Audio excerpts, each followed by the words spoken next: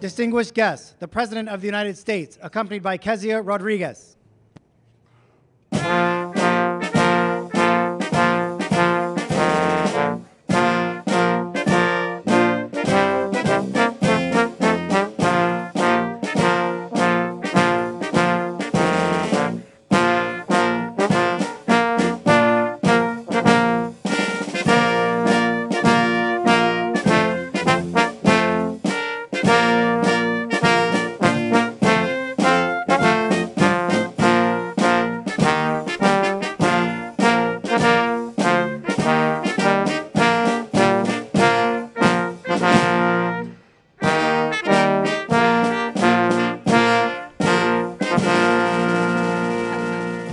Good afternoon, everybody. What a beautiful day, huh?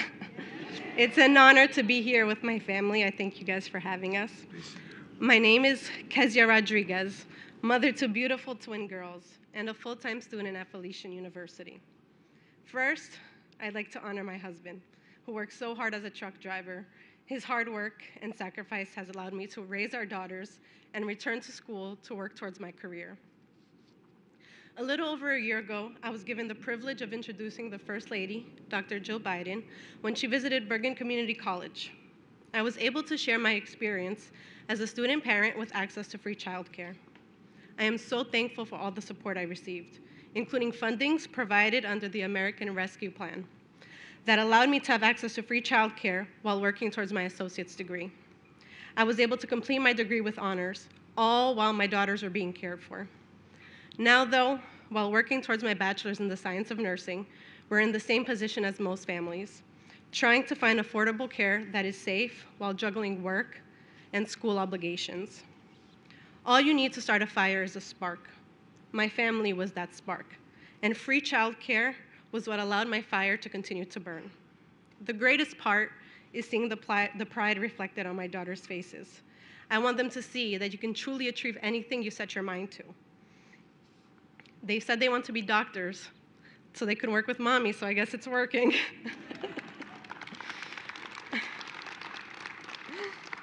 Free childcare helped propel my education. And though I'm no public speaker, it is something I truly believe in and I'm proud to speak on, which is why it is an honor to introduce someone who always fights for hardworking families like mine, President Jill Biden. Thank you very much.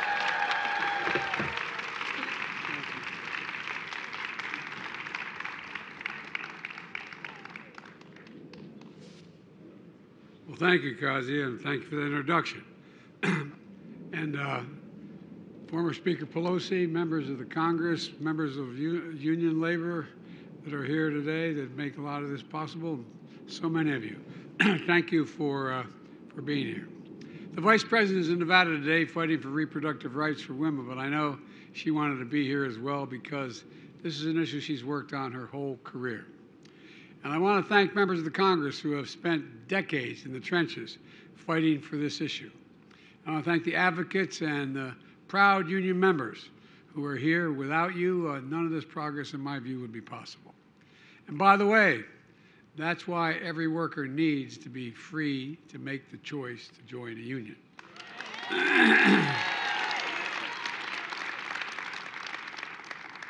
And thank you, care workers and family caregivers who are doing God's work, taking care of our children, our parents, and those we love so dearly. You care for the people we value the most in the whole world. And I want you to know how much we value you, and I mean that. We're here today to take action on an issue that's fundamental to who we are as a nation, who we are as a country. How do we treat the people we care so much about? Who needs the most help? Our children, the people we love, people with disabilities, including veterans. And how do we value those caring for them? Child care workers, nurses, home care workers, family caregivers. The executive order I'm about to sign is the most comprehensive set of actions any administration has taken to date to increase access to high-quality child care and long-term care and support for the caregivers. You know, under this order, almost every federal agency will collectively take over 50 actions to provide more peace of mind for families and dignity for care workers and who deserve jobs with good pay and good benefits. The executive order doesn't require any new spending.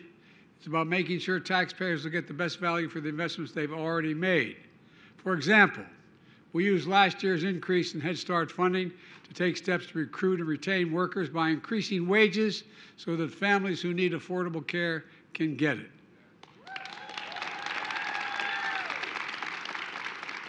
Like I called for in my State of the Union address, we're going to improve long-term care by strengthening staffing standards at nursing homes, and I also instructed the Department of Health and Human Services to figure out how home care workers can get the pay they deserve with the money already allocated. I'm directing the VA, the Veterans Administration, to cut red tape and give veterans who need assistance at home more flexibility to pick their own caregivers. We've heard directly from the veterans that this is one of the top priorities for them, one of their top priorities. To ensure we have enough care workers, we're expanding partnerships with community colleges, registered apprenticeship programs, and the AmeriCorps. You know, more than 1 in every 5 adults is a family caregiver. This order recognizes the labor of love and makes sure family caregivers are involved and informed when a hospital discharges the one they love, that the caregivers know about the Medicare benefits their loved one qualifies for, that caregivers of veterans have access to mental health support. Folks, there's a lot we can do. We're doing all of this. Why? Because right now, the cost of care is too high. For seniors in nursing homes, for working families with young children, pay for care workers is too low, and that's why there's so many are leaving the whole endeavor. In fact, half the long-term care workforce, nearly 20% of child care workforce, leave their jobs each year, making it even harder for families to find the help they need. And family members are too often forced to leave their own good jobs behind, to stay home to be mom and dad. The United States of America, we should have no one should have to choose between caring for the parents who raised them, the children who depend on them, or the paycheck they rely on to take care of both. You know, too many folks lie awake at night wondering if mom can't take care of herself at home, what are we going to do? She'll have to move into a nursing home. Are we going to be able to afford it? Can I still afford to get the kids through college and save for retirement? How do I do it all? If I take that better job with a better pay, longer hours, will I be able to take care of my kids? Or will it cost me more than I get the raise and the paycheck I'm about the new job I'm about to have? If you live in a major American city, you can pay more than $17,000 a year, as all of you know, per child for child care in order to be able to go to work. And for a lot of families, that's more than you pay for your rent, your mortgage, or college education for your children. You can all imagine a young couple expecting their first child, thinking they should be really excited, but instead they're a little bit scared. They've already need 2 paychecks to make ends meet now. Are they going to be able to do it? They're going to be able to do it and keep the job, or they're going to be able to afford child care when the baby comes. Meanwhile, long-term care costs for the elderly or people with disabilities are up 40%. The costs are up 40% over the past decade. Some of you have had to spend your own retirement savings to care for your parents. Imagine, Dad lived in a house his whole life, but he can't manage his own house anymore. He has trouble getting around. He needs just a little help to stay home, someone to just deliver the dinners, just to be able to shovel the sidewalk, etc., just to be able to stay where he was. Who's going to go tell Dad? You probably had that conversation, some of you. Who's going to tell Dad? You can't stay in the house. You can't stay home anymore. You've got to go to a nursing home. Millions of Americans are stuck in the middle, in part of so-called sandwich generation, caring for young children and elderly parents at the same time. It's overwhelming. I get it. I was a single parent for 5 years with 2 young children after my wife and daughter were killed in an accident. Thank God I had family to rely on. There's a reason why, by the way, a lot of people don't move beyond where their families are, even though they have other opportunities. They can't afford to. My sister, my brother, my brother-in-law, my mother, they all chipped in. My sister and her husband gave up their home and moved into where I lived just to be there, to help me with my kids. Folks, you know, I couldn't have done it without their help. I couldn't have made it. And I was making a good salary. I was making, I think we got paid $45,000 a year then. And that was more money than I ever made in my life. But I couldn't possibly. That's why I commuted every single day for 36 years, so I could be home, because I couldn't sell my home and get reelected without having a home in Delaware. Couldn't move down here and afford it. But I had a big family. I had help. I often ask myself, what in God's name would I have done? Not a joke, had I did not have the family I had. Over the years, Jill and I took care of both all 4 of our parents. Well, they didn't have to take all 4. One died suddenly. But my point is, we were with our parents to the very end. We could do it. We could afford to do it because of where we were, and we had the housing to be able to bring them in. We understand. In the pandemic, we made it even clear just how hard it is for millions of working and middle-class families to provide care for their families. It's not just how important the care economy is to the entire economy. It's when people have to leave the labor force and can't enter in the first place because caregiving responsibility. They can't fully participate in the economy. And that drags down the whole nation's productivity and growth overall. Care work is demanding, as many of you in this audience know. It requires serious skill, but these workers are among the lowest paid workers in the country. As soon as I got in office, I signed the American Rescue Plan to help millions of families afford child care.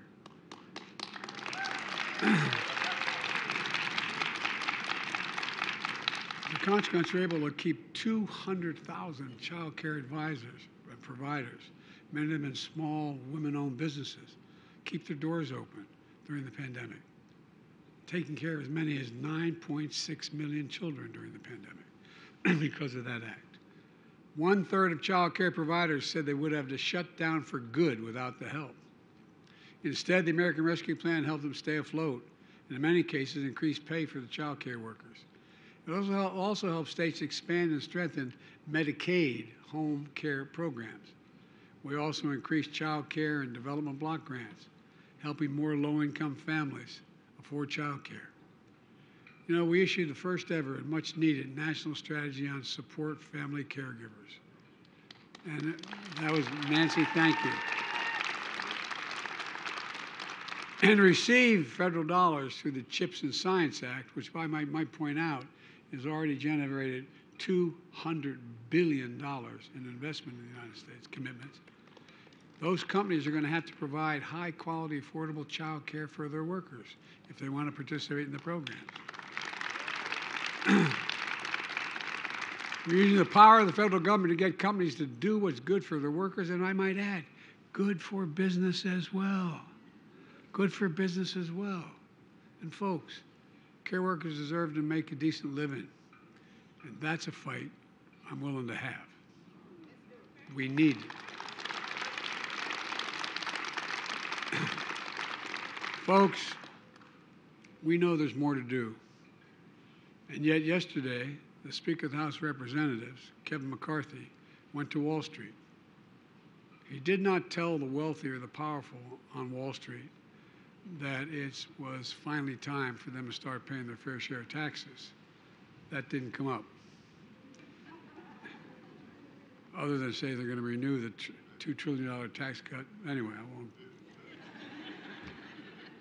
Instead, he proposed huge cuts to important programs that millions of Americans count on, millions of middle-class, suburban, as well as inner-city folks. He threatened to become the first speaker to default on our national debt, which took over 230 years to accumulate. He threatened to be the first one to default on the debt, which would throw us in a gigantic recession and beyond, unless he gets what he wants in the budget. Folks, you've got to ask yourself, What are MAGA Republicans in Congress doing? Because this is not your father's Republican Party. This is a different deal. You know, the two presidents that warned most directly against playing with the national debt were Ronald Reagan. He spoke very, very passionately about that. And he came forward.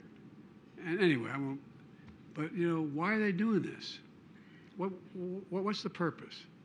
The speaker talked about limited spending, which sounds good. And by the way, I was able to cut the deficit by $1.7 billion in 2 years. And if we pass the budget I'm proposing, we'll lower the spending way beyond that just in the first. We're gonna lower the spending by $168 billion just because of the way we've changed Medicare. Prescription drug costs. But let's take a closer look at what he didn't say. Critical programs for hardworking Americans, the ones they count on, will be slashed starting next year if he has his way. He didn't tell you the leading House Republican proposals would cut all the programs and discretionary spending by 22%. It would mean higher costs for child care, higher costs for preschool, higher costs for college. 200,000 children would lose access to Head Start slots. And even more would lose access to child care altogether. It would mean higher costs for housing, especially for older Americans, for veterans, people with disabilities, and families with children. Longer wait times for Social Security and Medicare benefits. Robbing seniors of their healthy meals. 30 million fewer veteran outpatient visits, leaving our brave warriors unable to get checkups, mental health services, and treatment for substance abuse disorders. Congress just passed the PACT Act, which I was very proud of, to help, it was bipartisan, to help veterans exposed to toxic burn pits like my son. And these cuts will make it harder for us to meet that sacred obligation to protect those we send into harm's way and care for them and their families when they return home. They would deny tens of thousands of people suffering from opioid epidemic and addiction the treatment they need for recovery. They're also planning other cuts as well. They'd cut 10 million people, including 4 million children, would lose food assistance programs. Changes to Medicaid would also cause millions of people to lose their health care. And now, what the speaker didn't tell you is the MAGA Republicans in Congress are still supporting over $3 trillion in tax giveaways, overwhelmingly benefit the wealthiest Americans and the biggest corporations. I might add, we have now about 1,000 billionaires. You know what the average tax rate is? 3, T-H-R-E-E, percent. 3%. And their cuts to those critical programs I talked about won't go to reduce the deficit after all. They just pay for the rest of the MAGA Republican agenda, massive tax cuts, giveaways to gear up for the rich and large corporations who acknowledge they don't need them all. Folks, if MAGA Republicans in Congress won't ask the wealthier big corporations to pay $1 more in taxes, but they'll make a 22% cut to programs across the board like education, scientific research, basic services people rely on, then they should tell the American people what that means and why they're doing it. It means they want to go back to the same old trickle-down economic theories of the past, while we, the economy, have been growing from the middle out and the bottom up, is sidelined. Instead of investing in kids and cutting taxes for families with children, MAGA Republicans in Congress support more than $3 trillion in tax cuts and giveaways over the next 10 years toward those at the very top of the agenda, on the income agenda. You know, on the other hand, as I said in my first 2 years, we brought down the deficit by a record $1.7 trillion. And my budget I proposed, which I've laid out, would cut the deficit over the next 10 years by another $3 trillion. So I urge Congress to take the threat of default off the table. Pass my budget. If they don't pass it, at least argue with what they don't like about it and let's vote on it. But in the meantime, we're not waiting around. That's what today's all about. Let me conclude with this. The actions we're taking today are about dignity, security, and peace of mind for working families and caregivers all across the country. And they're good for the economy as well. When I ran for president to rebuild the backbone of America, the middle class, to grow our economy from the middle out and the bottom up, not the top down. 2 years in, we're making progress. So let's finish the job. I can honestly say I've never been more optimistic about the future of America. We just have to remember who we are. We're the United States of America. There's virtually nothing beyond our capacity if we work together. And I mean it, nothing if we work together. So may God bless you all. May God bless our caregivers. Now I'm going to go over and sign that executive order. Thank you.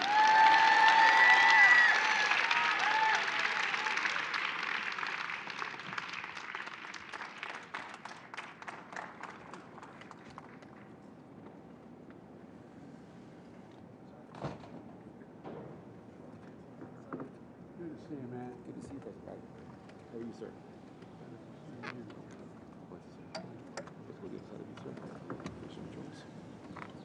Thank you for getting it, sir. Appreciate that. Thank you for getting it, man. Thank you.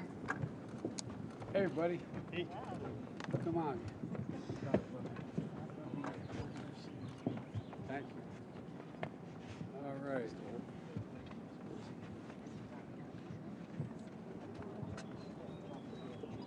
Got everybody? All right.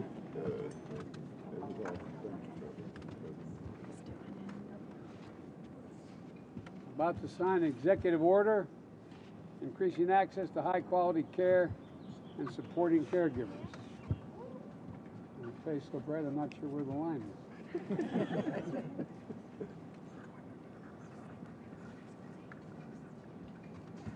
There you go.